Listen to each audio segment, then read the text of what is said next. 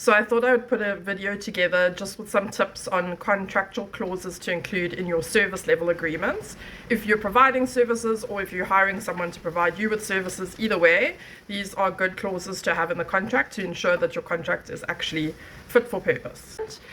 If this is a service provider that's going to be a long-term relationship and they're going to potentially be providing a lot of different services over the term of the relationship, then I would suggest that you enter into a master services agreement, which has all the high level details around the service provision, and then you enter into a separate scope of work for each different job that service provider does for you, and then the scope of work sits under the master services agreement and is regulated in terms of that, and it means that you don't have to keep entering into new SLAs every time the service provider does something new for your business.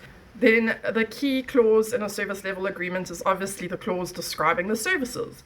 And I can't tell you how many times I've seen a very vague description of services, like IT services, for example. I mean, what does that actually mean?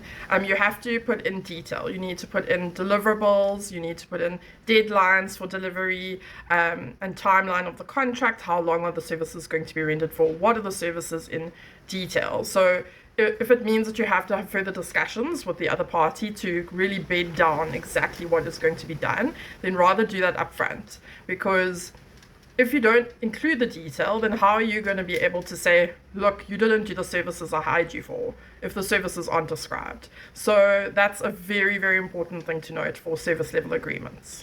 Then from the service provider's perspective, the most important clause is also the fee clause. So you'd want to make sure that this is as detailed as possible around, the amount of fees payable, whether VAT is going to be charged, whether expenses are chargeable, when is payment to be made? Is it a monthly invoicing arrangement? Is it only, at the end of the contractual term that you get paid? All of that detail needs to go in there. And then you need to also provide for, invoicing, disputing of invoices. What happens if the client wants to dispute an invoice? What happens if the client doesn't pay? Are you allowed to down your tools until they do pay?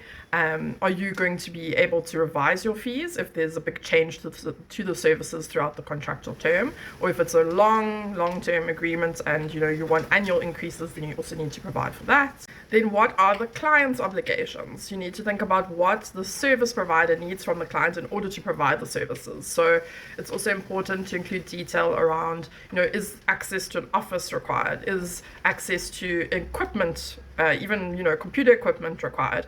You might want to also include something around the clients monitoring the services and feeding back to the service provider. Is the performance adequate?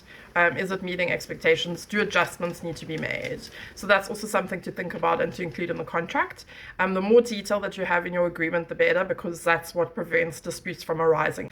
And then depending on the services being provided, it's always a good idea just to include a confidentiality clause in your contract. They're going to have access to your business, maybe some information, could even be sensitive information about your business. So you need to ensure that the service provider is obligated to keep everything confidential. Liability is always a very important clause to regulate. So is there going to be a limitation on liability? Is there a cap on liability?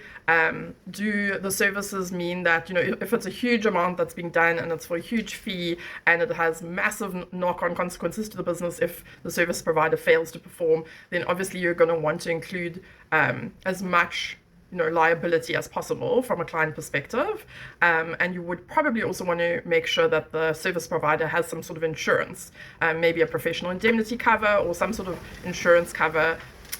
And then from the client's perspective, you'd probably also want to regulate whether the service provider is entitled to use subcontractors to provide the service or if they're expected to do it themselves. And then, if they are allowed to use subcontractors, you'd want to ensure that, regardless of that, the main contracting party remains liable for the work of the subcontractors and they are ultimately responsible for everything that their subcontractors do. As you can see, there are lots of clauses to think about, lots of information to include. It can get quite complicated, and if it's a big service that's being provided that's instrumental to your business, I highly recommend hiring an attorney to help you draft your contract to ensure that your business is protected, that all the clauses that are relevant are included. So if you'd like an attorney to help you draft your contract, you can contact us on hello@legalninjas.coza or 082 42 00 887. And thank you so much for watching this video. I hope it was helpful.